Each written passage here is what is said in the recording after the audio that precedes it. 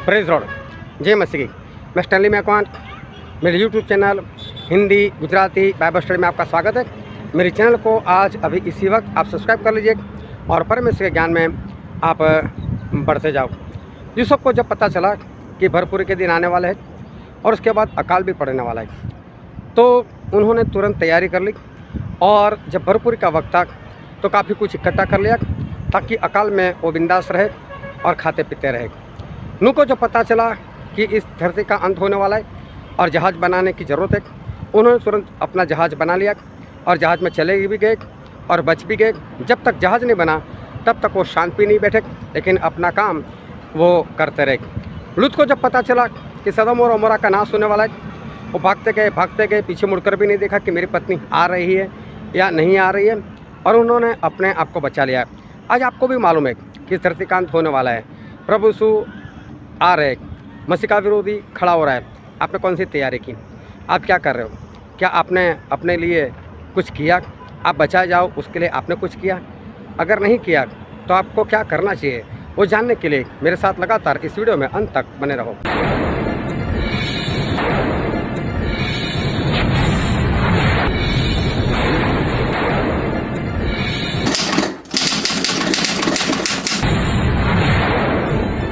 पिता परमेश्वर का धन्यवाद करते और आओ अब हम परमेश्वर के वचन की ओर चले और बाइबल से उत्पत्ति का पुस्तक उसका 41वां अध्याय और 26 से लेकर 36 वचन तक।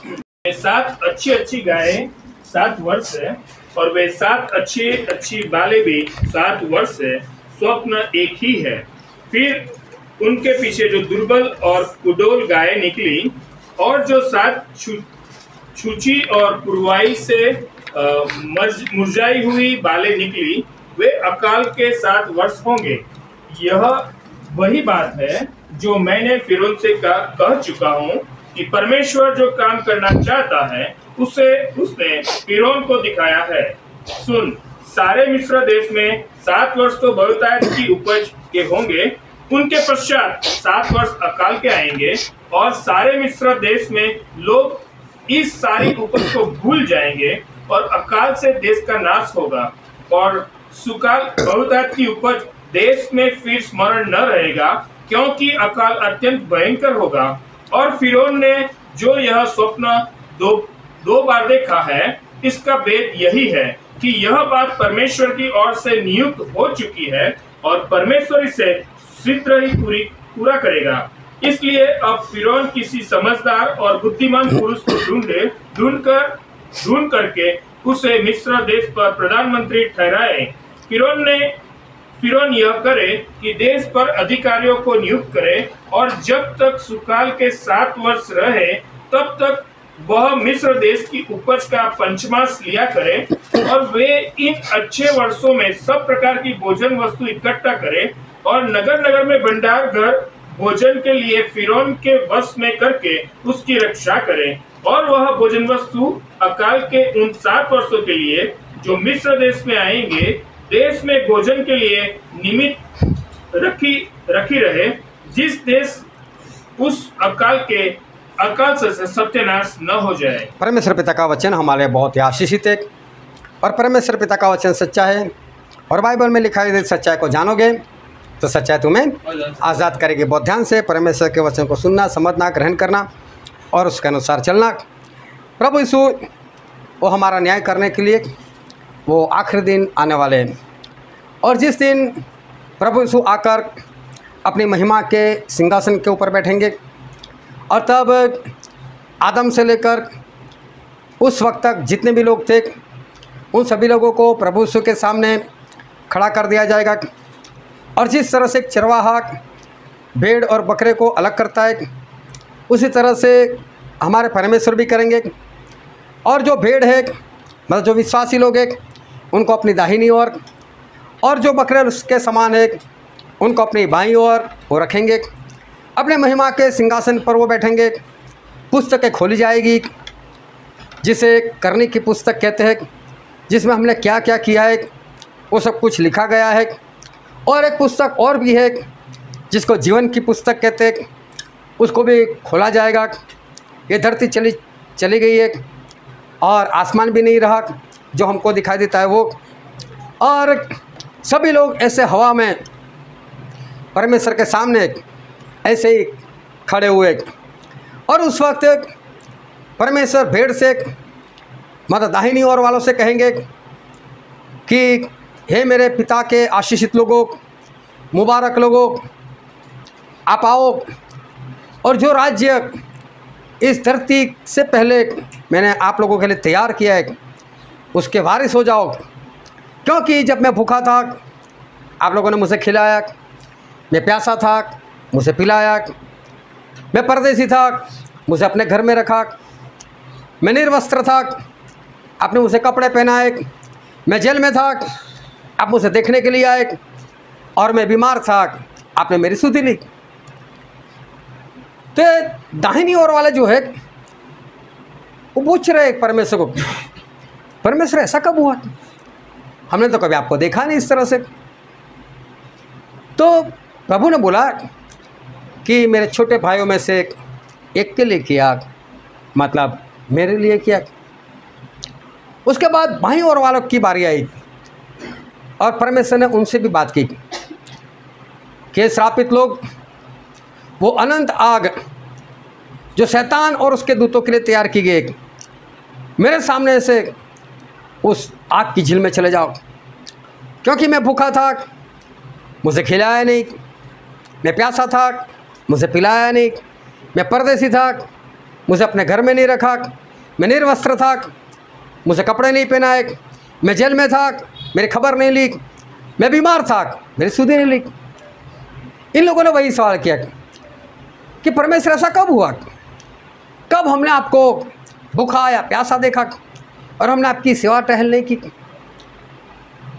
इनका जो कहना है बाईं ओर वाले का, दाहिनी ओर वाले तो चले गए, उनकी तो कोई समस्या है ही नहीं, समस्या बाईं ओर वालों की है। वो पूछ रहे हैं परमेश्वर को, परमेश्वर ऐसा कब हुआ, हमने कब आपको भूखा देखा और हमने ना खिलाया हो। सवाल तो ये दाहिनी ओर वाले को भी था, लेकिन दाहिनी ओर वाले का सवाल कुछ और था। वो ये कहना चाहते थे कि प्रभु हमने तो आपको कभी देखा ही नहीं भूखा। उनको तो ऐसा हमने तो दूसरे लोगों को भूखा देखा था, और जिसको भूखा देखा उसको तुमने खिला दिया था, प्रभु आपको नहीं देखा था। तो इनको ये था कि बहुत भूखे लोगों को हमने खिलाया, बहुत प्यासों को हमने पिलाया, बहुत बीमार थे उनकी सुधि ली, तो प्रभु आपको नहीं देखा ऐसे। और जो बाईं ओर वाले वो जिस तरह से पूछ रहे उनका पूछना कुछ अलग से कि प्रभु भूखे तुमने बहुत देखे, किसी को नहीं खिलाया हमने, लेकिन आप होते ना तो आपको खिला देते, लेकिन हमने आपको कभी देखा ही नहीं। बहुत प्यासे हमने देखे, किसी को पानी नहीं पिलाया, लेकिन अगर आपको देख लेते ना फिर तो पिलाते। लेकिन जिस तरह से लोग बात कर रहे इसका मतलब ये है कि इनको मालूम है खिलाना चाहिए, इनको मालूम है पिलाना चाहिए, इनको मालूम है कि अपने घर में किसी को रखना चाहिए, इनको मालूम है कि बीमार की सुधि लेनी चाहिए, जो जेल में है उनकी खबर लेनी चाहिए, इनको मालूम है कि हमें सेवा टहल करनी चाहिए, किसी की नहीं की। और प्रभु ने उनको बोला मेरे भाइयों में से किसी छोटे की सेवा नहीं की, मतलब मेरी भी नहीं की। अब ध्यान से समझना, ये कोई खाना खिलाने की बात नहीं है, ना पानी पिलाने की बात है, ना किसी को अपने घर में रखने की बात है। ये बात कुछ और कहना चाहती है, ये आत्मा की बात है। बहुत ऐसी संस्थाएं है जो गरीबों को लेकर आकर खिलाती है, या तो रास्ते में खड़े रहकर वो लोग खाना बांटते हैं। इस गर्मी में देखो मैंने कई जगह पर देखा है, लोग जो छाछ होती है उसको बांटते फ्री में, लोगों को मुफ्त में पानी पिलाते। ये काम करने से हम स्वर्ग में नहीं जा सकते। ये खिलाने पिलाने वाली बात कुछ और है। प्रभु ने कहा जीवन की रोटी मैं हूँ। प्रभु का नाम और परमेश्वर का शब्द है, उनका वचन है, मतलब बाइबल जो है वो जीवन की रोटी है। और ये जीवन की रोटी किसी को खिलाना है, जो लोग वचन के भूखे हैं उनको वचन खिलाना है। हम सभी को एक ही आत्मा पिलाया गया, ऐसा पहले कुरिन्थ में लिखा है मतलब कि आत्मा है वो पिलाने वाली बात है। जो पवित्र आत्मा के प्यास से है उनको पवित्र आत्मा हमें पिलाना है। परदेशी का मतलब ये होता है जो प्रभु को जानते ही नहीं थे, ऐसे लोगों को ये बताना है कि यीशु है वो सच्चे परमेश्वर और सबके परमेश्वर है, और उनको मानो, उनके पीछे चलो, मतलब उनको अपने साथ मिला दो। ऐसा मत सोचो कि ये हमसे अलग है, उनको अपना भाई मानो, उनको भी सुसमाचार सुनाओ। फिर कपड़े नहीं पहना, इसका मतलब आज्ञाकारी नहीं करना। जिनके पास आज्ञाकारी नहीं, आज कई लोग ऐसा सिखाते हैं कि बस परमेश्वर की कृपा है हम स्वर्ग में चले जाएंगे, आज्ञाकारी सिखाते नहीं। ऐसे लोगों को आज्ञा मानना सिखाओ, उनको कपड़े दो। जो शैतान के बंधन में है, मतलब कि जेल में है, जिनके अंदर दुष्ट आत्मा है, जाओ उनके पास, दुष्ट आत्मा को भगाओ। जो आत्मा में कमज़ोर है, बीमार है, सही तरह से चल नहीं पाते, उनकी सुधि लो, उनके पास जाओ, उनको परमेश्वर के वचन दिखाओ, हौसला दो उनको, और हौसला देकर उनको कुछ सिखाओ और उनको आत्मा में बलवान बनाओ। ये सारा काम करना है। ये सारा काम ये बाईं ओर वाले को मालूम है। प्रभु कम हमने आपको भूखा प्यासा देखा। सवाल उनको सिर्फ यही है, और तो थे, आपको नहीं देखा हमने। आपको देखते तो करते, मतलब उनको भूखा प्यासा कोई दिखाई नहीं दिया। वो धनवान था, उस धनवान के घर के बाहर लाजर, हर रोज़ उसके घर वाले आकर लाजर को छोड़कर चले जाते थे। ये धनवान हर रोज़ देखता रहता था, उसे कभी उसकी सुधि नहीं ली, कभी उसको कपड़े नहीं पहनाए, कभी उसको घर में नहीं रखा, कभी उसकी देखभाल नहीं की, जबकि ये धनवान सब कुछ कर सकता था। और जब वो नरक में गया तो अब्राहम से पूछ रहा है, क्योंकि अब्राहम सामने है, अब्राहम ऐसा क्यों, मैं यहाँ पर क्यों? बोले याद करो वो दिन, सब कुछ याद है उसको। वो धरती पर तुझे अच्छी वस्तुएं मिली थी कि नहीं, तू ये काम कर सकता था कि नहीं, तूने इसकी देखभाल की, कुछ नहीं किया। आज इसलिए तू यहाँ पर है। अगर तूने काम किया होता तो तू मेरे साथ होता, लेकिन तूने नहीं किया। अब ये धनवान हर रोज क्या देखता था, हमारा अरे ये काम मेरे घर के सामने, इसको समस्या लगती थी, लेकिन सही में ये क्या था, मौका था। आपको कहाँ मालूम कौन भूखा है कौन प्यासा है, लेकिन भूखा प्यासा आपके सामने ही आ जाए तो ये तो मौका था किसी को सुसमाचार सुनाने का, किसी की देखभाल करने का, किसी को वस्त्र पहनाने का मौका था। लेकिन मौके को क्या माना, समस्या मान ली। समस्या मान ली तो फिर उसने कुछ किया नहीं, और इसी कारण वो भी नरक में पड़ा है।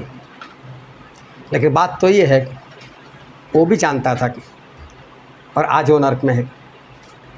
वो बोल रहा है कि मेरे भाई के पास इसको भेजो, नहीं तो वो लोग भी यहीं पर आएंगे। और अब्राहम बोलते नहीं, वहाँ पर है भविष्यवक्ता की पुस्तक है, मूसा की पुस्तक है, माने उसकी, और भी सेवक लोग हैं, माने उसकी। ये सोच रहा मैं कौन सी मानता था, नहीं नहीं अब्राहम ऐसा नहीं होगा है, ये लोग नहीं मानेंगे, ये लोग यहीं पर आएंगे। लेकिन कोई मुर्दा जिंदा होकर उनके पास जाए तो वो लोग माने। इसका मतलब धनवान भी हर बार पूछता था, क्योंकि था तो मसीह, बाइबल तो था उसके पास, लेकिन उसने बाइबल के ऊपर विश्वास नहीं किया, परमेश्वर के दासों का मजाक उड़ाया। आपने देखा सर, आपने नरक देखा है, कोई आए नरक से वापस आया, कैसा ऐसा नरक है, किसी ने बताया स्वर्ग कैसा? मैं नहीं मानता, कोई आए तो मुझे बता देना। तभी तो बोल रहे हैं, क्योंकि उसके भाइयों लोगों को भी बोला का, मेरे पास तो एक पास्टर था, मैं तो उसको ऐसे भगा दिया, बोला सुन नरक देखा स्वर्ग देखा, वो तेरे पास भी कोई ऐसा ही पूछ लेना। ऐसे ही हमको चढ़ाते रहते हैं, बस खाओ पियो ऐसे करो, यही जीवन है।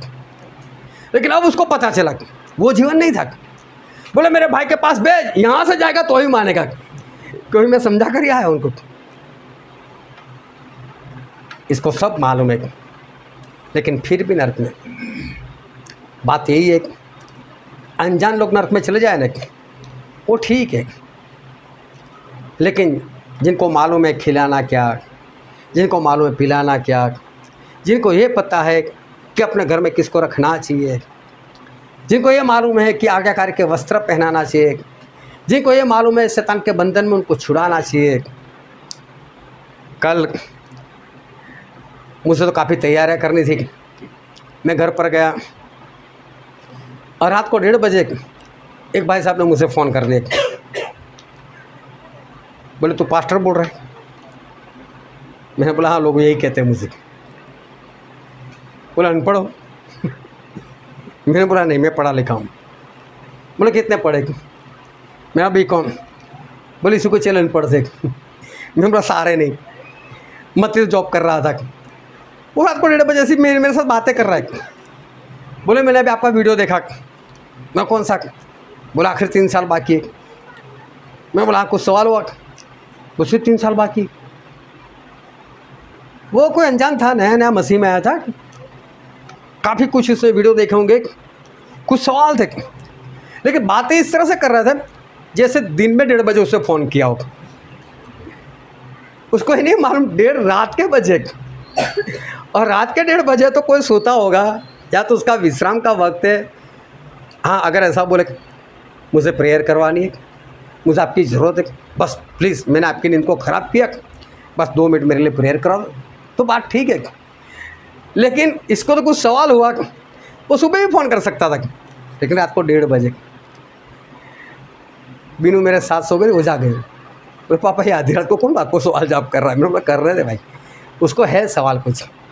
ईमानदार था वो, मेरी परीक्षा वगैरह नहीं कर रहा था, जानना चाहता था बेचारा। गोवा में रहता था, उसकी हिंदी भी इतनी स्पष्ट नहीं थी। बोले मैं हिंदी भी नहीं जानता सही रीति में, कोई बात नहीं। उसके साथ काफ़ी बात हुई। कहने का मतलब ये है कि है ऐसे लोग, भूखे प्यासे लोग, आधी रात में भी रहना पड़ता है। लेकिन मैं बोलता हूँ जानने के बाद अगर हम नरक में चले जाए, वो तो मूर्खता है। जो नहीं जानते सब कुछ और नरक में चले जाए ठीक है, लेकिन जानने के बाद जो चले जाए वो कैसी मूर्खता। और वो धनवान भी सब कुछ जानने के बाद वो नरक में चला गया। भाई और वाले जानते थे कि हमको खिलाना चाहिए पिलाना चाहिए, लेकिन वो लोग भी सभी लोग नरक में चले गए। सदोम और अमोरा में परमेश्वर पहुंच गए। लूत उनको मिले, लूत को नहीं मालूम परमेश्वर है, उनका ऐसा कोई मुसाफिर है, चलो चलो मेरे साथ चलो, मेरे घर में रहना। बोले नहीं हमको तो सफ़र में जाना आगे। तो कोई बात नहीं, सफ़र में जाना, आज रात रुक जाओ, खाना खाओ, रेस्ट करो, कल की बात कल निकल जाना। और फिर वो दोनों परमेश्वर वहाँ पर चले गए। कई लोग नहीं समझते, लेकिन आप उत्पत्ति उसका 18 अध्याय और लगातार 9 उसका 19वां अध्याय दोनों साथ में पढ़ना। जब परमेश्वर ने अब्राहम को दर्शन दिया तो बाइबल में ऐसा लिखा है, और परमेश्वर ने इस तरह से अब्राहम को दर्शन दिया और अब्राहम एक पेड़ के नीचे बैठे थे और उन्होंने आंखें उठाकर देखा तो 3 पुरुष, ऐसा लिखा है। क्या लिखा है? परमेश्वर ने दर्शन दिया और अब्राहम ने आंखें उठाकर देखा तो 3 पुरुष, 3 एक परमेश्वर। वो 3 में से 2 सदोम और अमोरा में चले गए थे।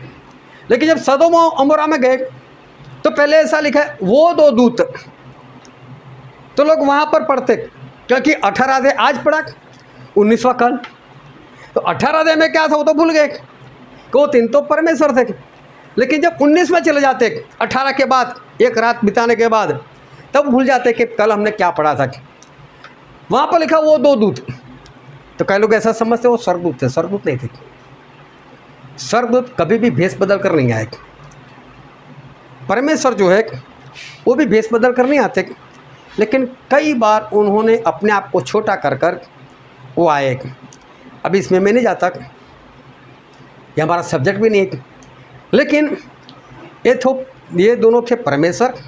लेकिन जब एक परमेश्वर दूसरे परमेश्वर की कुछ बातों को लेकर जाते थे, तो दूत का एक मतलब होता है मैसेंजर, मैसेज लेकर जाने वाला व्यक्ति। तो ये दोनों ऐसे आए थे, परमेश्वर का मैसेज लेकर थे भी परमेश्वर, और लूत को बताया लूत हम तो यहाँ पर इसलिए आए, इस जगह का नाश करना है, बोले इसको जला देना है।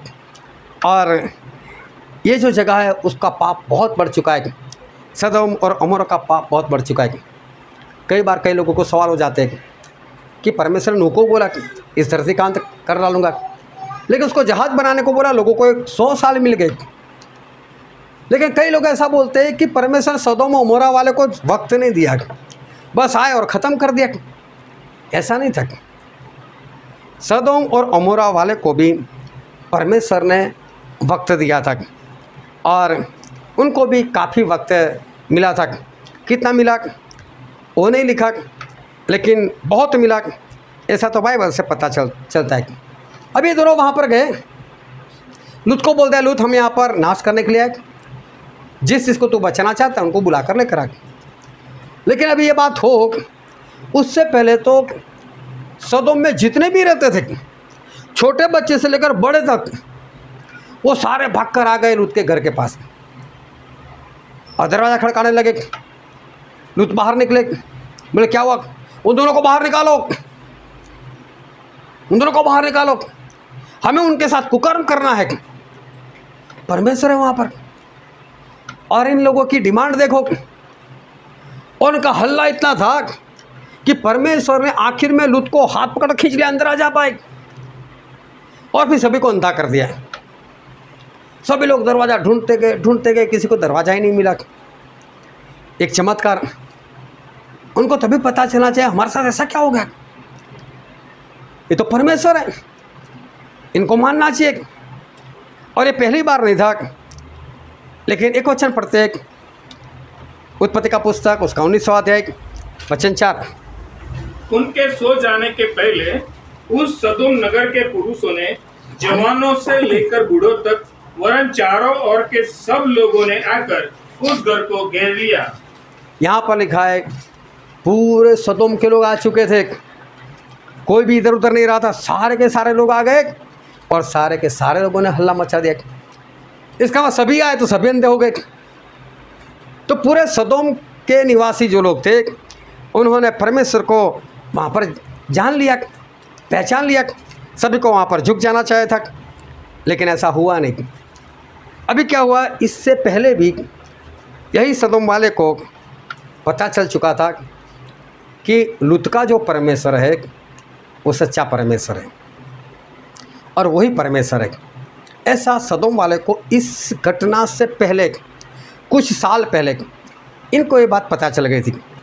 हुआ था ऐसा कि शिनार का राजा और भी 2-4 राजा मिलकर वो लोग आए और सदोम और अमोरा को लूट कर चले गए। उनके राजा को मारा और लोगों को भी मारा और पूरे दोनों देशों को लूट कर वहाँ से वो लोग चले गए। लूत को तो उठाकर भी लेकर चले गए। लेकिन कोई इंसान था, उसको पता चला, उसने देखा कि ये तो अब्राहम का भतीजा है लूत। तो वो भागा और जाकर अब्राहम को बताया, अब्राहम सदोम और अमोरा को लूट लिया गया है, लेकिन उसकी बात छोड़, तेरा भतीजा भी लूट लिया गया है और उसको तो बंदी बना कर लेकर चले गए। अब्राहम बोलते ऐसा, कहाँ पर गए, कितने लोग थे? अरे बोले 4 राजा मिलकर आए थे। अब्राहम ने तुरंत उनके घर में जो पैदा हुए थे ऐसे 318 सैनिक थे, सभी को बोले चलो निकलो। उन्होंने भी हथियार ले लिए। अब्राहम राजा के समान थे, सिपाही लोगों को लेकर निकले और भागे उनके पीछे, उनको पकड़ लिया और अब्राहम ने ऐसा मारा सभी को, और जितना लूट कर चले गए सभी लूट कर वापस लेकर आए। लूत को भी छुड़ा कर लेकर आए। और जब वापस आए तो रास्ते में मलकीसदेक, जो वहाँ पर एक देश था जिसका नाम था शालेम, उसका राजा था और साथ साथ में परमेश्वर को मानने वाला था, परमेश्वर का याजक भी था। उसको मालूम नहीं कैसे आत्मा से पता चल गया होगा कि अब्राहम भी परमेश्वर का है और इसे लड़ाई करने के लिए गया, तो उसको तो मिलना चाहिए। वो भी सामने से गए और सामने से जाकर उनको मिले, दाखरस लेकर गए, रोटी लेकर गए उनके साथ, बोले लो खाओ पियो। और वहाँ पर सदोम का राजा भी आया था, वो भी वहीं पर था। और वहाँ पर इन लोगों की आपस में एक बात होती है, और वो बात हम पढ़ते हैं उत्पत्ति का पुस्तक उसका 14वां अध्याय और 17 से लेकर 23 वचन पढ़ दो। जब वह कादोर्लाओमेर और उसके साथी राजाओं को जीत कर लौट आता था, तब सदोम का राजा सावे नाम तराई में, जो राजा भी कहलाती है, उससे भेंट करने के लिए आया। जब सालेम का राजा मेल्कीसेदेक, जो परम प्रधान परमेश्वर का याजक था, रोटी और दाखरस ले आया और उसने अब्राहम को आशीर्वाद दिया कि परम प्रधान परमेश्वर की ओर से जो आकाश और पृथ्वी का अधिकारी है, तू धन्य हो और धन्य है परम प्रधान परमेश्वर जिसने तेरे द्रोहियों को तेरे वश में कर दिया है। तब अब्राम ने उसको सबका दसमांश दिया। जब सदोम के राजा ने अब्राम से कहा, मनुष्यों को तो मुझे दे और धन को अपने पास रख। अब्राम ने सदोम के राजा से कहा, परम प्रधान परमेश्वर यहोवा जो आकाश और पृथ्वी का अधिकारी है, उसकी मैं यह शपथ खाता हूँ कि जो कुछ तेरा है उसमें से न तो मैं एक सूत और न जूती का बंधन और न कोई और वस्तु लूंगा कि तू ऐसा न कहने पाए कि अब्राहम मेरे ही कारण धनी हुआ। हालेलुया। हालेलुया। ये घटना हो गई थी। सदोम का राजा अब्राहम से मिल चुका था। उसको मालूम था कि इसके परमेश्वर इसको विजय दिलाया। उसको मालूम था लूत इसका भतीजा, लूत भी वही परमेश्वर को मानने वाला। और अब्राहम ने कुछ भी अपने पास नहीं रखा। उसके सामने जीवित परमेश्वर की शपथ खाई कि बोले मेरा जीवित परमेश्वर यहोवा, उसकी शपथ खाकर मैं तुझे कहता हूँ कि संपत्ति में से मैं कुछ भी नहीं लूँगा। कहीं जाकर तो ऐसा ना बोले कि हमारी संपत्ति के कारण ये अब्राहम धनवान हो चुका है। अभी राजा है, उसने अपने देश में जाकर सभी को बताया होगा कि लूत है ना, इसका जो चाचा है ना, बहुत सामर्थ्य, क्या इनका परमेश्वर है, हम कुछ नहीं कर पाए, वो अकेला जाकर बिंदास से उनको लूटकर वापस लेकर आए और देखो सब कुछ वापस हमको दे दिया। पहले इन लोगों को पहचान हो चुकी थी कि इनका परमेश्वर वही परमेश्वर है। अभी देखो वो परमेश्वर लूत के घर में आए। सारे नगर के वासी वो जानते इनका परमेश्वर सच्चा परमेश्वर। क्या करना चाहे था उनको? आदरमान करना चाहिए थे। सभी को आकर बैठा जाओ, लूत लूत। ये लोग आए तो उनको बोले, कुछ हमको वचन सुनाए, हमें कुछ बताए, हमको कुछ समझाए। लेकिन इतने दुष्ट थे कि अब्राहम के जरिए इनके ऊपर जो रहम हुआ था वो भी उन लोगों ने नहीं माना। लूत को मारने के लिए, परमेश्वर के साथ कुकर्म करने के लिए तैयार हो गए और चमत्कार होने के बावजूद वो लोग नहीं माने। फिर भी परमेश्वर ने लूत को भेजा, जा तू जिसको बचाना चाहता है उसको लेकर आ। लूत गए, उनके होने वाले जमाई को बुलाने के लिए गए। उन्होंने भी उसका ठट्टा किया, कैसा हो सकता है, क्या ऊपर से आग आ सकती है, क्या हम जलाए जाएंगे? ऐसा कुछ नहीं बोला, तू भाग यहाँ से, तू पागल हो चुका है। और आखिर में परमेश्वर ने लूत, उसकी पत्नी और दोनों बेटे को वहाँ से भगा दिया। उसके बाद आग आई और सदोम और अमोरा वो ऐसे ख़त्म हुए, आज तक फिर से नहीं बस पाए। लेकिन मैं कहना ही चाहता हूँ कि ये लोग परमेश्वर को जानते थे, इनको परमेश्वर की पहचान थी। इनको मालूम था कि लूत का परमेश्वर, अब्राहम का परमेश्वर सच्चा है। और वो जब बात कर रहा है, अपने परमेश्वर की बात कर रहा है, तो हमें माननी चाहिए। उनके जीवन में चमत्कार हुआ था, लेकिन फिर भी उन लोगों ने नहीं माना। ये बच सकते थे उस आग से, लेकिन नहीं बचाए गए। ना जानते तो बात ठीक थी, लेकिन जानकर भी मर गए। ये है इनकी मूर्खता। सब कुछ जानते थे, फिर भी आखिर में ये लोग नाश हो गए। ये बहुत ही भयानक सी बात है कि इंसान अगर ना जानता हो, खड्डे में गिर जाए, ठीक है, लेकिन जानने के बाद खड्डे में गिरकर अपने हाथ पैर तुड़वा दे, तो लोग उसको मूर्ख ही कहेंगे कि तू मूर्ख है। एक भाई साहब ने जो अंकलेश्वर में हमने मैसेज सुना था कि आखिर 3 साल बाकी है, और जब उन्होंने ये मैसेज सुना, उन्होंने तुरंत मुझे फ़ोन किया, बोले पास्टर जी अब हम क्या करें, 3 साल बाकी है, आप तो गुजरात में बैठे हो, हम यूपी में बैठे, बोले लेकिन हम क्या करें, हम कैसे बचें? बचना चाहते, उनको वहाँ पर कुछ सिखाने वाला नहीं, सच्चाई और आत्मा से सिखाने वाला कोई नहीं।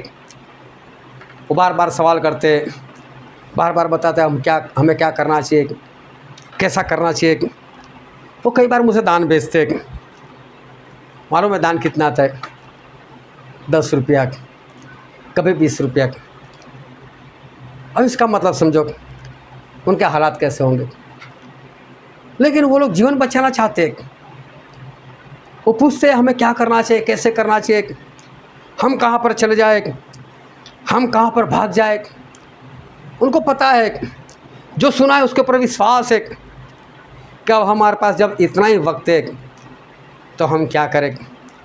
मैंने रात की जो बात बताई वो भाई सबको यही हुआ कि मैसेज तो सुन लिया, 3 ही साल बाकी, लेकिन जानकर करे क्या, कुछ एक्शन तो करना पड़ेगा 3 साल के लिए, कुछ तो ऐसा करना पड़ेगा जैसे 3 साल के बाद हम स्वर्ग में चले जाए। बोले आपने तो सिखा दिया, लेकिन हम क्या करें, वो तो हमको बताओ अभी, हम कैसे बच जाए।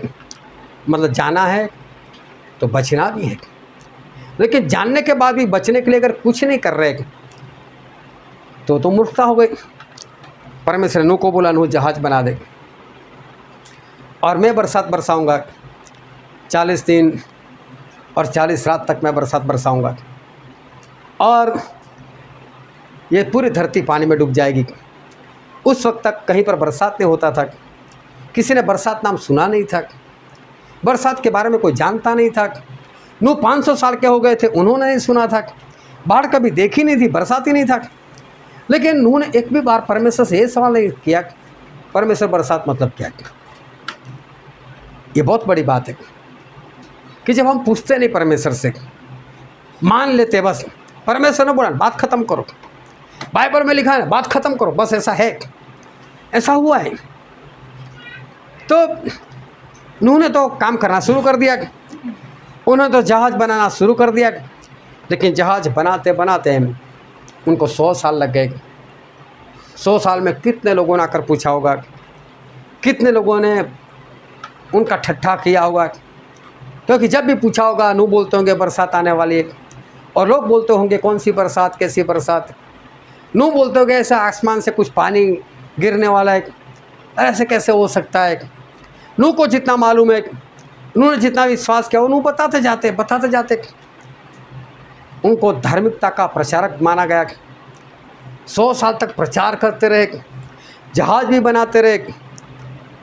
अभी देखो उस वक्त पूरी धरती वाले जान चुके थे कि कोई है ऐसा इंसान जिसका नाम नूह है, और पिछले 10 सालों से, 20 सालों से, 50 सालों से जहाज ही बनाया जा रहा है, मरता भी नहीं, रुकता भी नहीं। कितना मूर्ख है। और बोलता है बरसात आएगी। क्या बरसात, हमने तो कभी सुना नहीं, हमने तो कभी देखा नहीं। और इतना बूढ़ा जिसके पास इतना बड़ा अनुभव है, लेकिन वो भी नहीं मान रहा है। ये बात फैलते फैलते पूरी दुनिया में फैल गई, लेकिन कहीं पर कोई भी मान नहीं रहा। आखिर में जहाज़ तो ख़त्म हो गया और नूह जहाज़ में चले भी गए।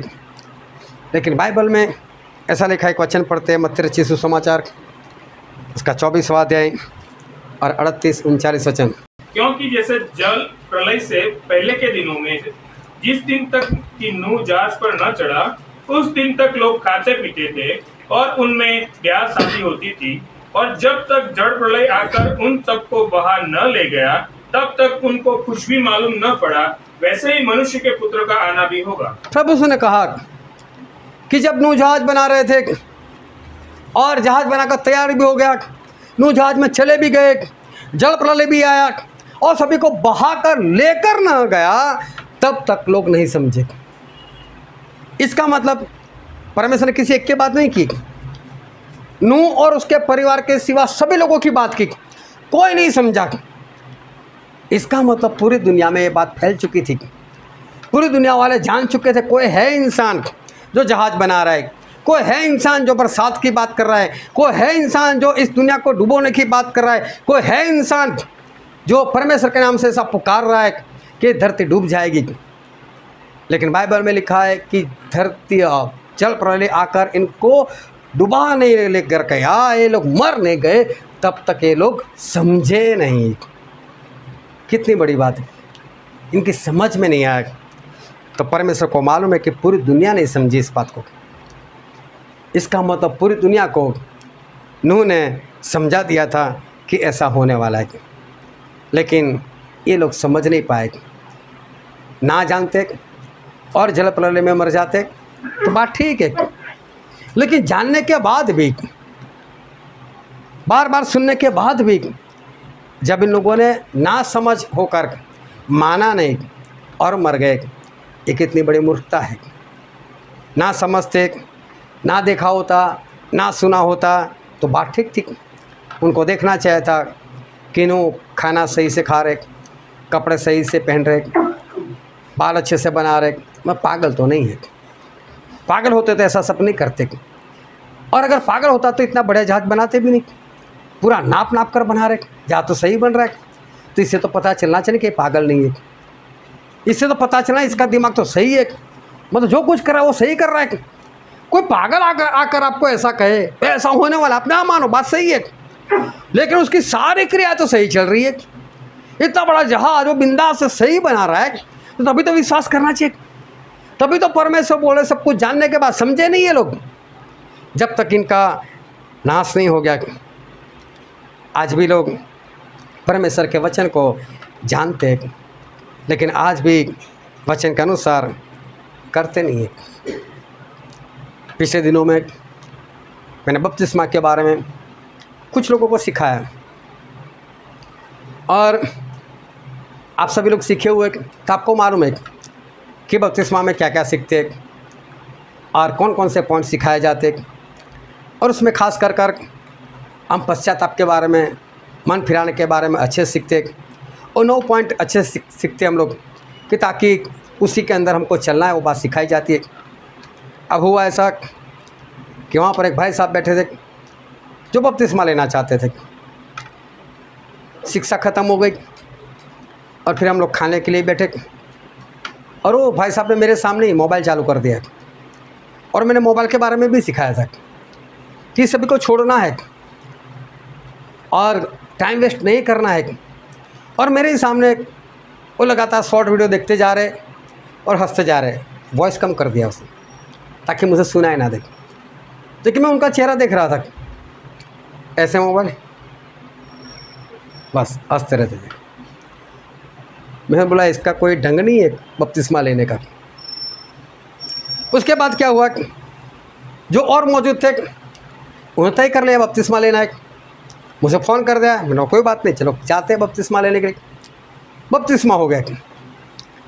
बपतिस्मा होने के बाद उस भाई साहब को पता चला, वो फ़ोन कर क्रूज में बोल रहा है, मुझे बताया नहीं बपतिस्मा, तुझे लेना है और मैं बताऊँ कि तुझे कब लेना है। आप जितने लोग बपतिस्मा सीखे, मैंने हर बार उनको इतना ही बोला है, आप बोलना। और मैं कभी बपतिस्मा के लिए कभी ऐसा नहीं बोलता कि मैं नहीं हूँ, करूँगा चलो। बपतिस्मा के लिए कभी मैंने नहीं बोला मैं कल, बाकी प्रोग्राम में कैंसिल कर देता हूँ, लेकिन बपतिस्मा पहले कर देता हूँ। लेकिन कभी मैं ऐसा भी नहीं बोलता चलो आज, आपके ऊपर है। बोल भी देता हूँ, देरी भी मत करना, जल्दबाजी भी मत करना, जो करो समझदारी से करो। सामने वालों को बताना है मुझे क्या मुझे लेना है। अभी देखो, अगर बपतिस्मा लेना है तो क्रूज में आने की ज़रूरत थी। कोई बात नहीं, अभी भी आप आ सकते हो जाएगा आपका बपतिस्मा। बहुत ठीक है, मैं फ़ोन करता हूँ। अभी तक बाद में उसका कोई फ़ोन नहीं आया। मेरे कहने का मतलब ये है कि इंसान जानता है, समझता है कि मुझे बपतिस्मा लेना है। बपतिस्मा क्यों लेना चाहिए वो भी मालूम है। बपतिस्मा लेने के बाद होता क्या है वो भी मालूम है। जानकर भी अगर वो नहीं ले रहा है और कल उठकर वो नरक में जाएगा, जिम्मेदार कौन? जिम्मेदार तो वही है। जिम्मेदार की बात छोड़ो, लेकिन कितनी बड़ी मूर्खता।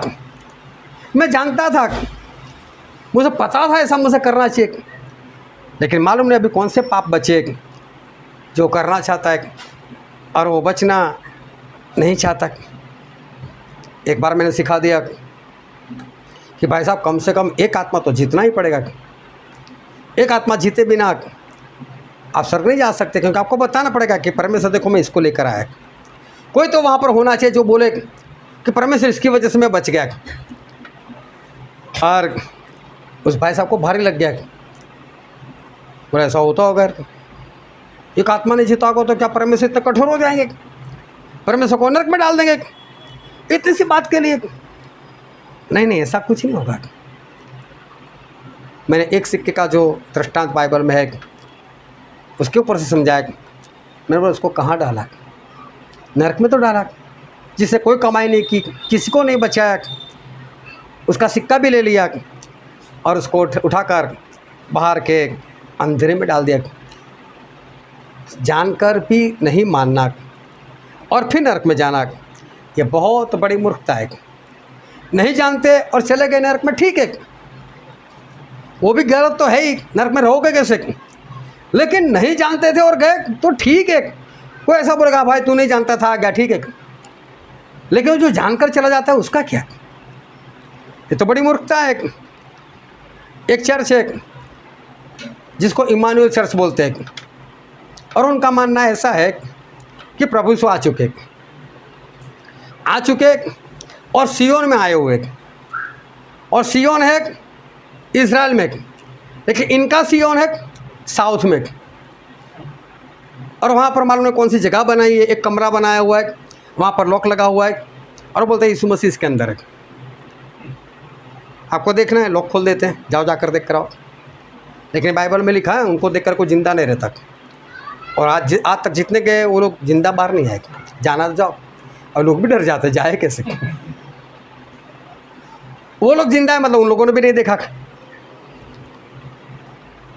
तो मैंने इसी के ऊपर एक वीडियो बना दिया और मैंने यूट्यूब पर रख दिया। और ख़ास करके एक भाई साहब थे, मैं उसको बचाना चाहता था क्योंकि पहले मेरे साथ जुड़ा हुआ था, और ऐसे लोग उनको बार बार फ़ोन किया करते थे। मैंने उनको बताया, मैंने बोला भाई साहब इनके फ़ोन मत सुनो, आप भटक जाओगे एक दिन। और ऐसा ही हुआ एक बार, वो भटक ही गए, वहाँ पर चले गए। मुझे बोल रहा है मैंने सच्चाई जान लिया, अब मुझे और सच्चाई की ज़रूरत नहीं, बस। मैंने बोला एक आखिरी प्रयत्न तो करने दे, हो सकता है मान ले। तुमने बाइबल से सब कुछ छानबीन कर जो वचन ये साबित कर सकते कि यीशु मसीह नहीं आए, वो सारी बात मैंने वहाँ पर रख दी। और ख़ास कर प्रभु ने ऐसा कहा, अगर कोई कहे कि मैं जंगल में हूँ तो देखने के लिए मत जाना, अगर कोई ऐसा कहे कि मैं कमरे में हूँ तो भी कमरे में देखने के लिए मत जाना, क्योंकि मेरा आना इस तरह से कि जिस तरह से बिजली चमकती है, आपका घर बंद हो तो भी आपको पता चल जाएगा बाहर बिजली हुई। मतलब मेरा आना ऐसा है कि पता चल ही जाएगा। अभी जिसके सामने गोटी के समान ये धरती का गोला दिखता हो, और इतने बड़े परमेश्वर, जो सूरज को बनाने वाले परमेश्वर, जो रोशनी के पिता, सूरज के भी बाप है, उनके अंदर कितनी रोशनी होगी। इतनी रोशनी के साथ और सामर्थ्य दूतों के वो तुर ही की आवाज़ के साथ जो आए, एक मोदी आते तो पता चल जाए, सारे स्पीड ब्रेकर निकाल देते। आने से पहले पता था आने वाले हैं, तो मेरे प्रभु आए ना, पता चले। हालेलुया, वो पता चलने ही वाला है। तो प्रभु ने बोला मेरा आना ऐसा है, मैं चोर की नाई नहीं, चोर की नाई तो उन लोगों के लिए जो वचन नहीं जानते, लेकिन देख तो वो भी लेंगे। यीशु आ गया, हम तो समझ से नहीं आएंगे अभी, और आ गए, ऐसा होगा इनको। मेरे प्रभु चोर ने कि छुप कर आए, और डरपोक ने किसी डर कर आए, छुप कर आए, और किसी कमरे में उनको लॉक मार कर बिठा दिया जाए। तो मैंने सारी बातें बताई। उन लोगों के फ़ोन आना शुरू कर दे, उन लोगों के जो होंगे बड़े हेड, मुझसे बोला मैंने आपका ये वचन सुना, बहुत बढ़िया। मैंने बोला ठीक है, फिर क्या हुआ? बोले मैं आपसे बात करना चाहता हूँ। मैंने बोला इस वचन के लिए? बोला हाँ। तो फिर बढ़िया मत बोलो, या बढ़िया होता तो इसके बारे में बात ही नहीं करते, सिर्फ इतना ही बोलते बहुत बढ़िया, बहुत बढ़िया, बस खुशी आनंद है। लेकिन आपको अगर सवाल हुआ इसका मतलब बढ़िया नहीं लगा आपको, बोलते नहीं नहीं बात करते हैं। मैं ठीक है चलो कर लो बात, ये वचन निकालो, ये वचन निकालो, ये वचन निकालो। मैंने उनको बोल दिया देखो मैं वचन नहीं निकालने वाला, मुझे आप जो वचन बताना और मुझे सुनना ही नहीं है। मैं सिर्फ एक बात बताना चाहता हूँ कि खुद यीशु मसीह ने ऐसा बोला कि कोई मेरे बारे में ऐसा कहे कि मैं यहाँ पर हूँ, जंगल में हो तो मत जाना, कमरे में हो तो मत मानना, मत जाना। ये प्रभु से बोला। आपने वहाँ जाकर देखा यीशु को? आखिर में उन्होंने फ़ोन बंद कर दिया, लेकिन नहीं माने। ना पता हो, ना मानो और नरक में चले जाओ, ठीक है। लेकिन इतना कुछ समझने के बाद, इतना कुछ पढ़ने के बाद अगर इंसान जानकर भी अगर नरक में चला जाए तो फिर फ़ायदा क्या। जो अनजान है, परमेश्वर को नहीं जानते, वचन नहीं जानते, वो नाश हो जाए, ठीक है। यूसुफ जेल में थे और मिस्र देश में थे, और वहाँ का जो राजा था फिरौन को आया सपना। सपने में उसको 7 गाय दिखाई दी जो बड़ी अच्छी थी, हट्टी कट्टी सी थी। वो खेत में कुछ चारा चर रही थी। इतने में पीछे से और दुबली पतली गाय आई और गाय ने इस हट्टी कट्टी गाय को निगल लिया। फिर भी वैसे की वैसे रही, दुबली पतली रही। और फिर उन जाग गया, बोले ये कैसा सपना है। वो ठीक आया होगा, छोड़ो। वापस सो गए। अब खेत दिखाई दिया, उसमें 7 बाले दिखाई दिए जो दाने से भरे हुए थे। और देखा तो उसके पीछे और 7 बाले निकल आए जो पूरब के हवा से मुरझाए हुए थे, एक भी दाना नहीं था। उन्होंने अपना मुंह खोला और दाने वाले बालों को निकल गए। फिर भी वैसे के वैसे कमज़ोर रहे। और ये जाग गया, फिर डर गया। अभी 2 बार सपना है, पहले गाय फिर बालक, अच्छी गाय अच्छे बालक, दुबली पतली गाय तो बाले भी ऐसे। यार ये है क्या, कुछ तो है। ऐसा सपना दिखाई नहीं देना चाहिए। सुबह ज्ञानी लोगों को बुला, इधर आओ। जादू टोना करने वालों को बुला, इधर आओ। ये मुझे सपना है, इसका मतलब बताओ। सभी लोग लाचार, किसी को मतलब नहीं मालूम, कोई बता नहीं पा रहा है। और तभी उनका पानी पिलाने वाला जो था उसको याद आया, राजा जी एक बात बोलो। बोले बता। बोले मालूम है मेरे ऊपर दोष लगा था और मुझे जेल में डाल दिया गया था। बोले हाँ। फिर एक वो भी था जो आपका खाना बनाने वाला था, उसके ऊपर भी दोष लगा था। हम दोनों जेल में थे और वहाँ पर एक इब्रानी लड़का है। और एक बार रात को हम दोनों को सपना आया और हम दोनों ने उसको सपने बताए। और उस यूसुफ ने, उस इब्रानी लड़के ने दोनों का मतलब बताया। बोले 3 दिन के बाद वो मर जाएगा, 3 दिन के बाद तू वापस राजा को पानी पिलाएगा। बोले राजा जी ऐसा ही हुआ था, जैसा उसे बताया वैसा ही। अगर आप अपने सपने का मतलब जानना चाहते हो, यूसुफ को बुलाओ, जेल में है। अभी राजा ने बोल दिया यूसुफ को बुलाओ। अभी यूसुफ मालूम नहीं कितने वर्षों से जेल में है। घर से निकले 13 साल हो चुके थे। पोटीफर के घर में कितने साल रहे मालूम नहीं, लेकिन अभी जेल में है, बाल बड़े हुए, जेल में है, कैदी के कपड़े हैं, बॉडी में भी कुछ फर्क आया होगा। और राजा के सामने जाना है, नहाने को दिया, बाल कटवाए, अच्छे से कपड़े दिए। और ये सब फिर उनके सामने, फिर उन देख रहा है ऐसे ये सबको। मैंने सुना है तू सपने का मतलब बता सकता है। ये जेल में रहने के आने के बाद ये सब क्या बोलता है, मैं नहीं, मेरा परमेश्वर मेरा परमेश्वर बता, तू बोल ना, सपना बता तो खाली। मेरा परमेश्वर सब कुछ बता देते। और फिर उन्हें सपना बता दिया। और देखो तुरंत, ठहर मैं सोच कर बताता हूँ, कुछ नहीं। फिर ये जो 7 हट्टी कट्टी सी गाय है वो, और फिर जो 7 बाले जो दाने से भरे थे वो, ये दोनों 7 साल है बस। और जो दुबली पतली गाय थी वो, और मुरझाए हुए जो बाले थे वो भी 7 साल है। दोनों सपने, लेकिन 2 सपने मिलाकर एक ही मतलब है। ये जो हट्टी कट्टी सी गाय और दाने से भरे हुए जो बाले, ये ऐसे 7 साल है कि जिसमें फसल बहुत आएगी, भरपूरी होगी। और उसके पीछे ये दुबली पतली गाय, मुरझाए हुए बाले, ये जो आए और उनको निगल लिया, फिर भी वैसे के वैसे रहे। इसका मतलब उसके बाद अकाल आएगा, और अकाल इतना भारी होगा कि लोग इस भरपूरी को भूल जाएंगे। अभी तो मतलब बता दे। अभी सब वहाँ पर रुकते भी नहीं। और फिर उन्हें काम कर, किसी ज्ञानी को बुला, प्रधानमंत्री बना दे, बोले यहाँ का, उसके हाथ में सब कुछ दे दे।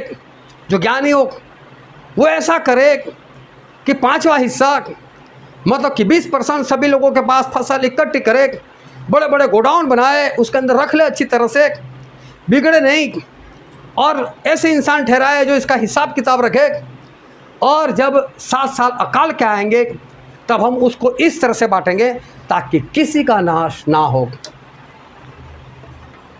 राजा बोलता है इस सब को देखकर, बोले यार जिसके अंदर परमेश्वर का आत्मा हो, इसको कहाँ मालूम कौन परमेश्वर, इसको देखकर पता चल गया जिसके अंदर पवित्र परमेश्वर का आत्मा हो, तेरे जैसा कोई मिल सकता है मुझसे क्या नहीं, वो आज से तू प्रधानमंत्री जा, सिर्फ मेरा सिंहासन बड़ा रखूँगा, वरना आऊँगा तेरे पास पूछ कर ही काम करूँगा। अभी देखो एक घटना हम सबके को मालूम है, लेकिन पर्दे के पीछे की मैं बात बताता हूँ। उस वक्त मिस्र देश आज के अमेरिका के समान, अगर आज ट्रंप छींके ना तो न्यूज़ में आ जाए ट्रंप ने छींका, कहीं कोरोना तो नहीं हो गया, कहीं सर्दी तो नहीं हो गई, न्यूज़ बन जाएंगे उसके, क्योंकि महासत्ता उसका प्रेसिडेंट, वो तो इतना भी कुछ करेगा ना तो भी आ जाएगा, पूरे वर्ल्ड में फैल जाएगी उसकी बात।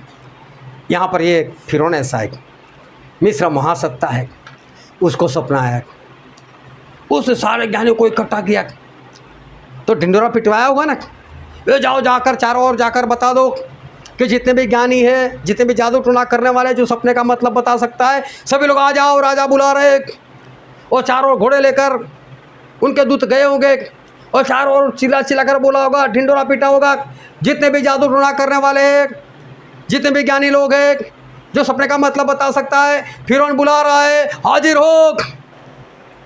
चारों ओर तो बात फैल गई, अभी बात फैल गई, ऐसा कौन सा सपना है, चलो इन लोगों को सपना बता दिया, ये लोग मतलब नहीं बता रहे, तो फिर बात फैल गई होगी यार फिरौन को सपना आया, कोई मतलब ही नहीं बता पा रहा है, इतने सारे ज्ञानी, इतने जादू टोना करने वाला कोई मतलब ही नहीं बता रहा है। और तो पानी पिलाने वाला बोलता है फिरौन यूसुफ को बुलाओ, कैदी को, अभी ध्यान से समझना, कैदी है, वो बेगुनाह है, वो हम जानते हैं, वो हमारे परमेश्वर जानते हैं। क्या फिरौन जानता था? क्या पानी पिलाने वाला जानता था?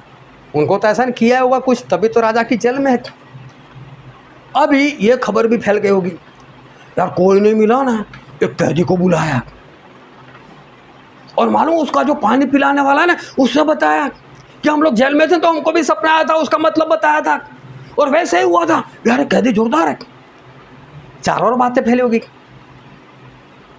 और फिर इस सपने बता दिया ऐसा करना है, इस सपने का मतलब ऐसा है। अब ये बात कहाँ कहाँ फैल गई होगी, पूरे वर्ल्ड में फैल गई।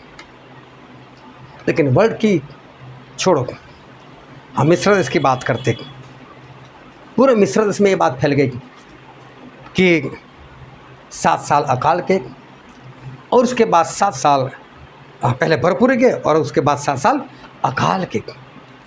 और पहला साल शुरू हुआ, जिन जिन लोगों के पास खेत होंगे उन सभी लोगों ने देखा होगा, हाँ यार पिछली बार इतनी फसल नहीं आई थी, पिछली बार तो 10 टन माल निकला था और इस बार 20 टन माल निकला।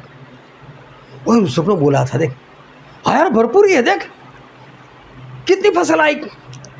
सभी लोगों ने अनुभव किया, 1 साल 2 साल 3 साल 7 साल, ये छोड़ो ये सब भाग रहे चारों ओर। एक फसल एक समान नहीं होती, किसी ने गेहूँ लगाया होगा, किसी ने चावल लगाया होगा, किसी ने मालूम नहीं जौ लगाया होगा, किसी ने मकाई लगाई होगी, अलग अलग टाइम पर अलग अलग फसल हो रही है, और सब चारों ओर भाग रहे, चारों ओर से 20% वो इकट्ठा कर रहे, और जहाँ जाकर गोडाउन में भर रहे, लोगों को बड़े बड़े रजिस्टर दे रहे, लिखो लिखो लिखो। लिखने वाले बोलते हैं ये सब लंबी लाइन लगती है, फसल इतनी आ रही है, हाथ दुख रहे, और ये देख ढेर, पूरा रजिस्टर का ढेर देख, छोड़ यार लिखना बंद करो, कितना लिखोगे, अच्छे संभाल कर रखना बस। ये सब चारों ओर घूम रहे, चारों ओर घूम रहे 7 साल तक। अभी ये मिस्र के वासी देख तो रहे ना कि यहाँ पर क्या हो रहा है, किस तरह से हो रहा है। अभी मिस्र वासियों को ये करना था कि 7 साल जो भरपूरी के थे, और ये सब कहीं पर इकट्ठा कर रहा है, तो लाओ हम भी इकट्ठा कर लेते। अगर वो 7 साल की फिक्र कर रहा है तो हम भी 7 साल के लिए अपने घर में इकट्ठा कर लें, ताकि हमको बाहर ना जाना पड़े। लेकिन तो हर साल की तरह 1 साल के लिए जो इकट्ठा करते थे ना, उतना ही किया इकट्ठा, बस उससे ज़्यादा इन लोगों ने इकट्ठा नहीं किया। अभी अकाल शुरू हुआ, अकाल शुरू हुआ। बात क्या होती है मालूम है? ये परमेश्वर की सारी बातें ना वो दिमाग में नहीं घुसती, क्योंकि एक तो भविष्य की बातें होती है और परमेश्वर की बातें ऐसी होती हैं जो पहले कभी हुई नहीं होती है, पहले कभी नहीं हुई होती। नूह को बोला बरसात आएगी, हुई थी पहले? कभी नहीं हुई थी। उसके बाद हुई आज तक 40 दिन 40 रात? नहीं। परमेश्वर की बातें कुछ अलग से। समुद्र एक बार फट गया, दूसरी बार फटक नहीं फटक। परमेश्वर की बातें कुछ ऐसी जब नहीं होती तब परमेश्वर बोलते ऐसा होगा, और तब किसी ने देखा नहीं होता। आज अगर परमेश्वर मुझे आकर बोले, आपको आकर बोले कि समुद्र फटता है, तो आप बोलोगे हाँ प्रभु फट सकता है, क्योंकि एक बार तो सुन लिया ना। हालेलुया। नरक फट सकता है और निकल सकता है, हाँ ऐसा हुआ था, तो आप मान लोगे। मसीह का विरोधी आएगा, आज तक नहीं आएगा, तब होगा सही में आएगा। सही में ऐसा होगा कि वो लेन देन बंद करवाएगा। यार ऐसा कुछ होगा, यहाँ पर कोई निशान आ सकता है। सही में ऐसा होगा, बड़े बड़े धरतीकंप हो गए क्योंकि आज तक नहीं हुए। अरे ऐसा होगा, कोई बड़ी बड़ी बीमारी आएगी, नहीं हुआ। सभी लोग बिंदास से बैठे। मैं बोलता हूँ आज आपको बुखार हो जाता है, आज आप कमज़ोर हो जाते हो। मंजू बहन ने भी अभी गवाही दी, कमर दर्द हो रहा था, झुककर बताया। मैं बोलता हूँ आज भी ये सब हो रहा है ना आपके अंदर। मैं बोलता हूँ वो वाली बीमारी अभी नहीं आएगी जो अंत के दिनों में आने वाली, लेकिन अगर ये वाली भी आ जाती है तो अंत वाली आएगी। कितनी बड़ी बात है। अगर ये बीमारी के सामने आप नहीं टिक सकते तो वो बीमारी के सामने कैसे टिक हो पाओगे? तो हमें क्या करना चाहिए? ना आज हम बीमार हो, ना कल हम बीमार हो, उस तरह से आज हमारा जीवन होना चाहिए कि नहीं? हमें परमेश्वर में दृढ़ होना चाहिए कि नहीं? हमें मजबूत होना चाहिए कि नहीं? पूरी मरी फैल गई इजराइल में, लोग फटाफट से मरने लगे और मूसा भागे मिलाप वाले तंबू में। हारून को बोला, हारून जल्दी आ, जल्दी आ। बोले धूप उठा, जा भीड़ के बीच में जा, और बोले इनको बचा। मैं यहाँ से परमेश्वर को पुकारता तो वहाँ बीच में जा, बीच में रोक, इस मरे को रोक। और जब कोरोना है ना, बड़े बड़े पास्टरों ने बोला घर में घुस जाओ, घर में घुस जाओ। अरे पास्टर को तो उस वक्त बाहर निकलने की बारी थी। हे परमेश्वर, हम आपके नाम से इस कोरोना को ना दे, किसी को नाम में आएगा, ये करना था। नहीं नहीं, वो ऐसा 26 के 20 में लिखा है ऐसा कि तू अपनी कोठरी में जाकर कोठरी बंद कर दे। मालूम नहीं कौन सा वचन कहाँ पर कोरोना पे ठोक दिया। परमेश्वर ने तो हमको लॉकडाउन होने को बोला है। अरे वो परमेश्वर नहीं थे, तो नरेंद्र मोदी थे जिन्होंने लॉकडाउन किया। हालेलुया। बात ये है, जो नई हुई होती है ना, ऐसी बात परमेश्वर बताते हैं ये होने वाला, और नई हुई होती है ना, इस लोग विश्वास भी नहीं करते उसके ऊपर। कैसा हो सकता है? ये मिस्रवासियों कैसा आज तक देखा है कभी अकाल? चाहे नहीं देखा, भरपूरी भी देखी थी क्या कभी? हुई कि नहीं भरपूरी? तो भरपूरी हुई तो फिर अकाल होगा कि नहीं? हालेलुया। बस नहीं हुआ ना, नहीं माना इन लोगों ने। पूरी दुनिया की बात छोड़ो, लेकिन हम सिर्फ मिस्र की बातें करते हैं। मिस्रवासियों ने नहीं माना। और जो वचन हमने पढ़ा था उत्पत्ति उसका 41वां अध्याय, उसका 55 और 56 पढ़ो तो। जब मिस्र सारा देश भूखा मरने लगा, तब प्रजा फिरौन से चिल्ला चिल्ला कर रोटी मांगने लगी, और वह सब मिस्रियों से कहा करता था, यूसुफ के पास जाओ और जो कुछ वह तुमसे कहे वही करो। सो जब अकाल सारी पृथ्वी पर फैल गया और मिस्र देश में अकाल का भयंकर रूप हो गया, तब यूसुफ सब भंडारों को खोल खोल के मिस्रियों के हाथ अन्न बेचने लगा। यहाँ पर ऐसा लिखा है कि मिस्रवासियों के पास अनाज खत्म हो गया और भागे फिरौन के पास, हम भूखे मर रहे, हमारे पास कुछ नहीं है। मिस्र में इतना कुछ है, हमारे घर में नहीं है, हम मरे जा रहे। तो क्या हम मर जाए, भूखे मर जाए? बोले दे हमको। फिरौन को बोलता है राजा है, दे हमको। राजा बोले मैं कुछ ना जानूँ, जो कुछ किया यूसुफ ने किया। अभी मैं बोलता हूँ यूसुफ है कौन? मिस्री है वो। वो तो बाहर से आया हुआ है, पढ़ा लिखा है, वो तो कैदी है जिसको ऊपर रैप का आरोप लगा है। हालेलुया। ऐसा बाहर से आया इंसान, और फिर खुद बोलता है उसके पास जाओ। फिर बोल सकता है ये सब किस खेत की मूली, बड़ा तो मैं हूँ, मैं करूँगा, वो डर तो उसको भी है। इससे जैसा बोला था ना वैसा ही हुआ है।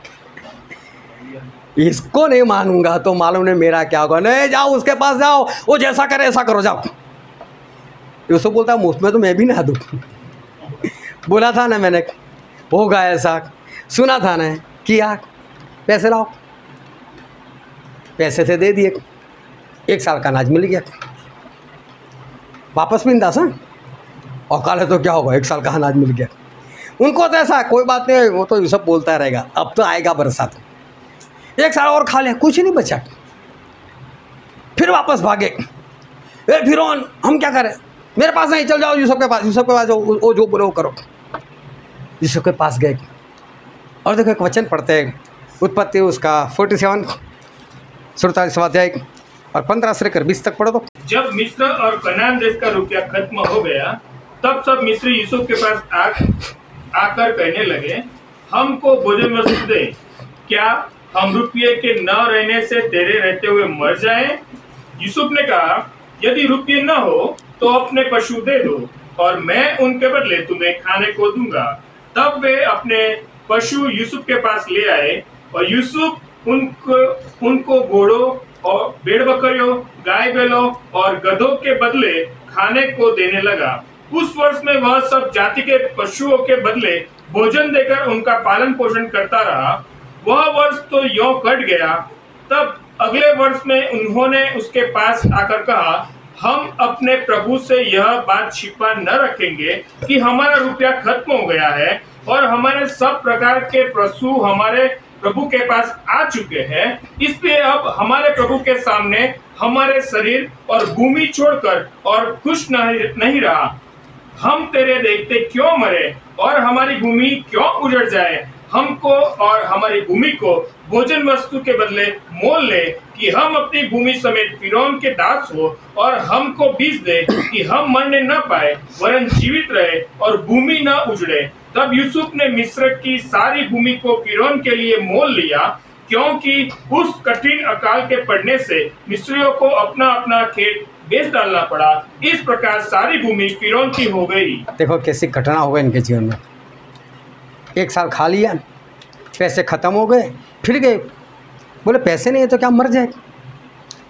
तो बोले क्या है? और बोले पशु है, लेकर आओ, पशु को लेकर आओ। जिसके पास जितने पशु थे लेकर गए, ले लिया पशु, उसके बदले में अनाज दे दिया। 1 साल और कट गया।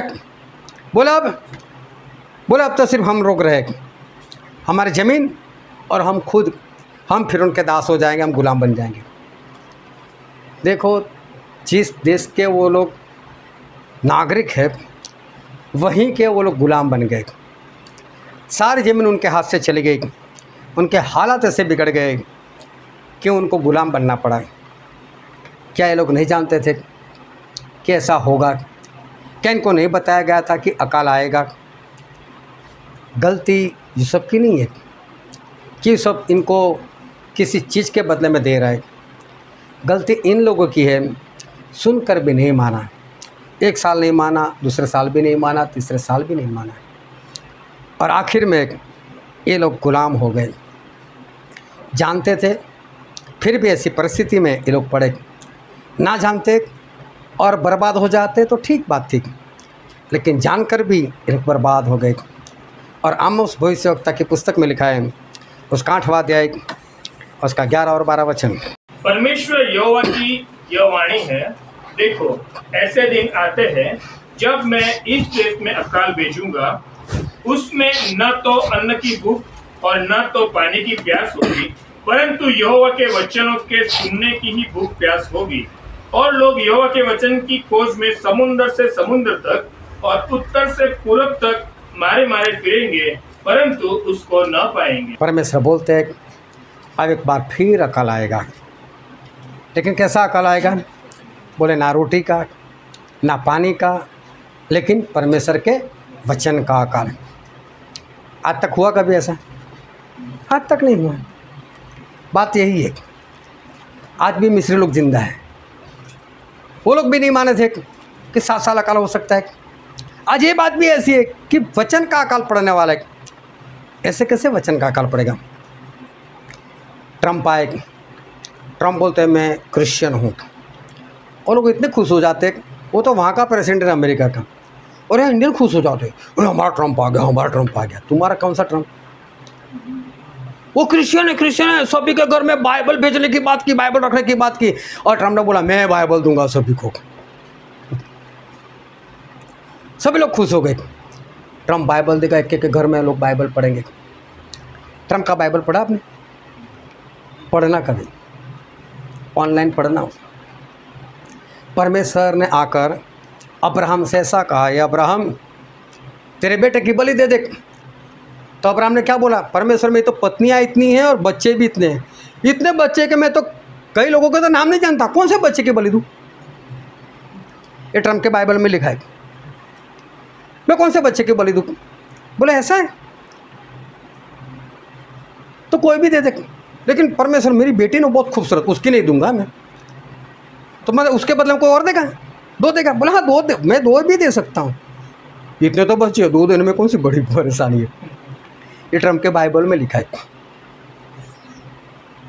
नूह को बोला, नूह 40 दिन 40 रात बरसात आएगी, सामर्थ्य जहाज बना दे, जोरदार जहाज बना ले, घुस जा अंदर।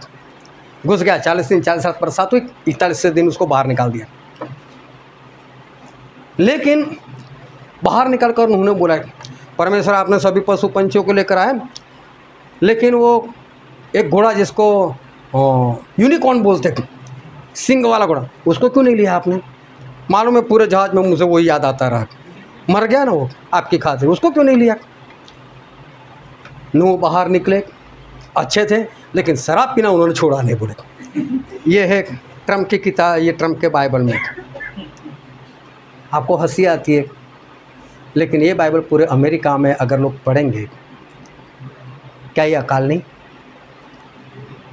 क्या इसको हम बाइबल बोल सकते? ऐसी तो काफ़ी बात है, लेकिन वो मैं बताना नहीं चाहता। लेकिन मैं आपको जो बताना चाहता हूँ कि आज तक वचन का अकाल कभी नहीं हुआ,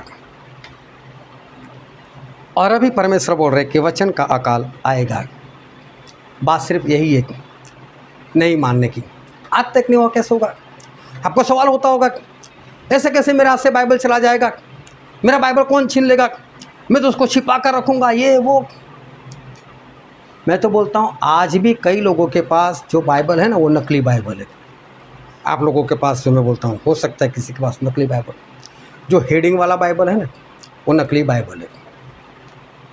ओरिजिनल बाइबल सोसाइटी वालों ने खुद मना कर दिया, हम नहीं बनाएंगे।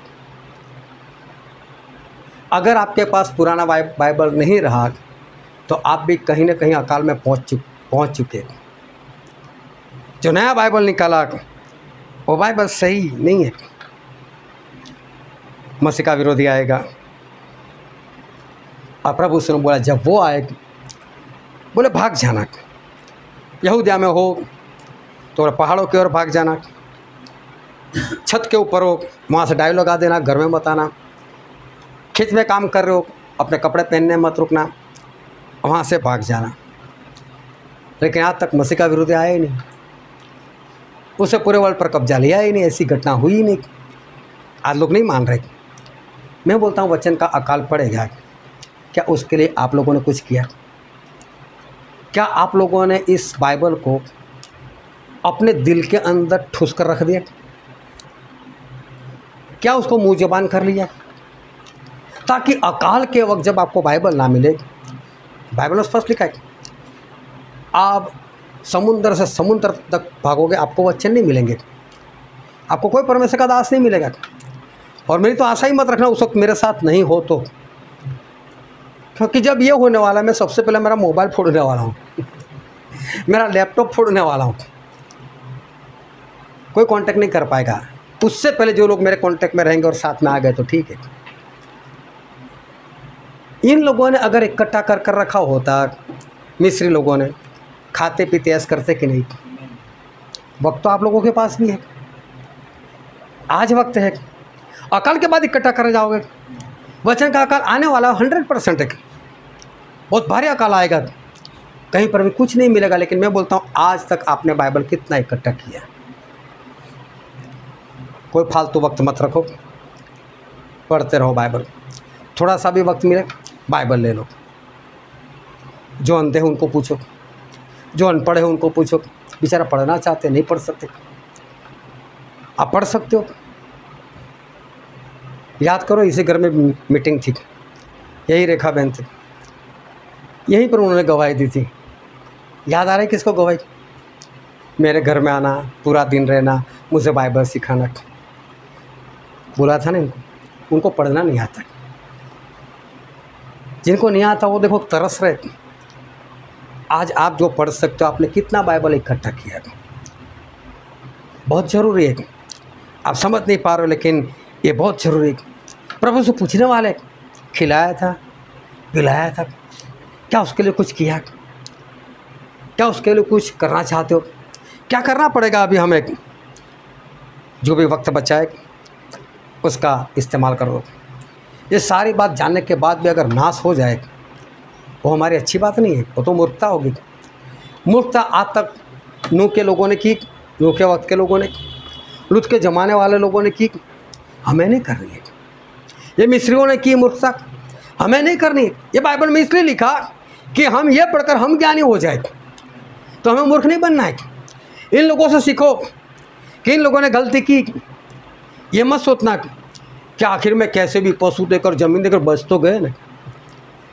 ये मत सोचो कि हमको भी कहीं से कुछ मिल जाएगा। इनसे सीखो कि अभी हमें कुछ करना पड़ेगा। नूह के समान बनो, जहाज़ तैयार कर लो अपने लिए। लूत के समान बनो, भागने के लिए तैयार हो जाओ। यूसुफ के समान बनो, कुछ इकट्ठा कर लो बस। लेकिन उनके ज़माने के जो लोग थे उनके जैसे मत बनो। एक यूसुफ अकेले, एक और सारे मिस्री, एक और नूह अकेले, सारे दुनिया एक तरफ लूत अकेले, सारे सदोम और अमोरा वासी लग। नाश होने वाले ज़्यादा है, मानने वाले कम है। प्रभु से यही बोला है, चाहे इज़राइल की गिनती कितनी भी हो, लेकिन बहुत कम लोग बचाए जाएंगे। बुलाए हुए तो बहुत, लेकिन पसंद किए हुए, चुने हुए बहुत कम है। हमें बहुत कम में जाना है, भीड़ में नहीं जाना है। और उसे भीड़ जो करते हैं उसको छोड़ो। नूह अकेले ने क्या किया वो करो, लूत अकेले ने क्या किया वो मानो, यूसुफ अकेले ने क्या किया वो मानो। वो भीड़ को मत देखो, मिस्री वालों ने क्या किया, उन्होंने किया, हम क्यों करें? लूत के ज़माने वाले लोगों ने, सदोम अमोरा वासी जो किया, मरे, हम क्यों मरे? नूह के ज़माने में सभी लोगों ने नहीं माना, मर गए, हम क्यों मरे? नूह के समान बनो, यूसुफ के समान बनो और बच जाओ बस। क्योंकि परमेश्वर ने हमको बचने के लिए ये सारी बातें हमें बताई है, तो हमें बचना है, हमें मूर्खता नहीं करना है। हालेलुया। आओ सभी अपने आँखों को बंद करें, अपने मस्तकों को प्रभु से आगे झुकाएं। मेरे प्रियो, ये वक्त है कि हम अपने आप को जांचें, ये वक्त है कि हम अपने आप को परखें। प्रभु से ने बोला कि अकाल आने वाला है तो आने ही वाला है। प्रभु से ने बोला था नूह को कि बाढ़ आने वाली है तो आकर रही। परमेश्वर ने बताया था कि सदोम और अमोरा का नाश होगा, आग आएगी, आई ही, सभी लोग जानकर नाश हो गए। लेकिन आज परमेश्वर हमको बताना चाहते हैं कि हमें नाश नहीं होना है, हमको बचना है, हमें मूर्खता नहीं करनी है, हमें नूह के ज़माने के लोगों के जैसे नहीं करना है, हमें सदोम और अमोरा वासी लोगों के जैसा नहीं करना है, हमें मिस्रवासी लोगों के जैसा नहीं करना है, हमें यूसुफ के समान करना है, हमें लूत के समान करना है, हमें तो नूह के समान करना है। हमें जो बात परमेश्वर ने बताई कि एंटिक्राइस्ट आएगा तो आएगा, वचन का काल आएगा तो आएगा, भागना पड़ेगा तो भागना ही पड़ेगा, लेकिन सारी बातों के लिए हमें जो कुछ करना है उसके लिए अभी से तैयारी करनी। बहुत कम वक्त बाकी है, बहुत ही कम। आप अपनी उंगलियों से गिन सकते हो ना, सिर्फ इतने दिन बाकी है और इससे सब कुछ शुरू हो उससे पहले अपने आप को बचा लो। जो तैयारी करनी हो कर ही लो। हो सकता है कि इन दिनों में जो कुछ थोड़े दिन बाकी है, हो सकता है आप सफल हो जाओ। और इसे मैं कहता हूँ जो कुछ करना है आज ही से करो, अभी से करो। लेकिन बलवान बनो, सामर्थ्य बनो और ज्ञानी बनो, और जो कुछ हमें करना है उसको जल्दी से करो। लेकिन सब कुछ जानकर अगर नाश होते तो इसका मतलब ये मूर्खता है। जिन लोगों ने आज तक मूर्खता की उससे हमें यही सीखना है कि हमें वो मूर्खता नहीं करनी है। ये वचन समझने के लिए, ग्रहण करने के लिए, उसके अनुसार चलने के लिए प्रभु की कृपा हम सभी पर होने पाए।